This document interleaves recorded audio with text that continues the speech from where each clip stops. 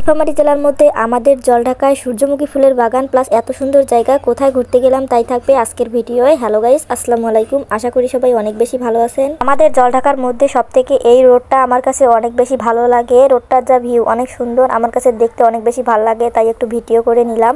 এই রোডটা হয়তো বা জলঢাকায় যারা আছেন তারা চিনে থাকবেন। এই রোড দিয়ে ডিমলা বা ডোমার যাইতে হয়। যাই হোক, সূর্যমুখী ফুলের বাগান দেখতে হলে প্রথমে আপনাকে এই ছোট্ট ডালিয়া ব্রিজটাতে আসতে হবে। ডালিয়া ব্রিজ বলার কারণ হচ্ছে ডালিয়া ব্রিজের মতোই এই ছোট্ট ব্রিজটা, তাই আমি বললাম যে এটা ডালিয়া ব্রিজ। এখানে কখনো আসছিলেন নাকি আপনারা অবশ্যই বলে যাবেন। অনেকে দেখি এই জায়গায় আসে গোসল করার জন্য, আর এই জায়গার পানিগুলো অনেক বেশি সুন্দর, যা ভিডিও দেখলেই বুঝতে পারবেন। এখানে অনেকে গোসল করতেছিল, এই জায়গায় অনেক বেশি সুন্দর লাগতেছিল পানিগুলো, তার সাথে ব্রিজটাও ভিউটা অনেক বেশি সুন্দর, তাই না? তারা ডালিয়া ব্রিজ দূর মনে করেন অথচ ডালিয়া ব্রিজ ঘুরতে চান, তারা এই জায়গায় চলে আসতে পারবেন ডালিয়া ব্রিজের ফিল নেওয়ার জন্য। এই জায়গায় আসলে ঠিক ডালিয়া ব্রিজের মতো লাগবে আপনার কাছে।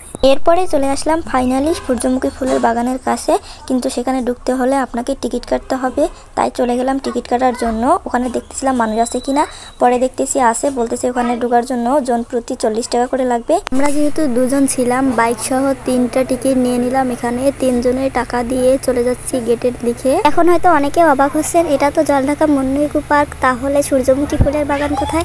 আরে দাঁড়ান, সূর্যমুখী ফুলের বাগান দেখলে অবশ্যই একটু ওয়েট করতে হবে, আপনাদের অবশ্যই দেখাবো, যেহেতু বলছি দেখাবো তো দেখাবোই। যারা এর আগে জলঢাকা মুন্নি ইকো পার্ক আসছিলেন তারা তো চিনে থাকবেন। এই দিক দিয়ে প্রবেশ করার পরেই এইখানে লেখা আছে বড় করে জলঢাকা মুন্নি ইকো পার্ক।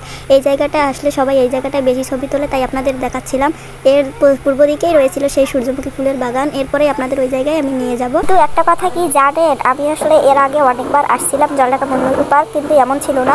আগে অনেক বেশি সুন্দর ছিল, এখন জানি না কেন এমন হয়েছে, কোনো সৌন্দর্য নেই, কেমন জানি হয়ে গেছে, মানুষও নেই সেরকম। যাই হোক, আসছি যেহেতু একটু ঘোরাঘুরি তো করাই লাগবে। তো এই জায়গাটা বাগান বিলাস ফুলের জন্য এত সুন্দর হয়েছিল, অনেক সুন্দর ভিউ হয়েছিল এই জায়গাটার। বাগান বিলাস ফুলগুলো একবারে সুন্দর লাগতেছিল।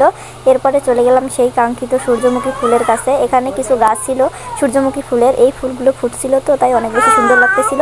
কিন্তু সূর্যমুখী ফুলের গাছ এত লম্বা ছিল, আমি এত লম্বা হওয়ার পরেও কোনো ফুলের সাথে ছবি তুলতে পারিনি, তারা আমার থেকে অনেক বেশি লম্বা ছিল। যাই হোক, তাই একটু ভিডিও করে নিলাম। আপনাদের কাছে কেমন লাগছে অবশ্যই কমেন্ট বক্সে বলে যাইয়েন। আজকের ভিডিও এখান পর্যন্ত শেষ করতেছি, দেখা হবে অন্য কোনো ভিডিও অন্য কোনো জায়গায় আপনাদের সাথে। এ পর্যন্ত সবাই অনেক বেশি ভালো থাকবেন, আর আপনাদের যদি মন চায় তাহলে আসতে পারেন।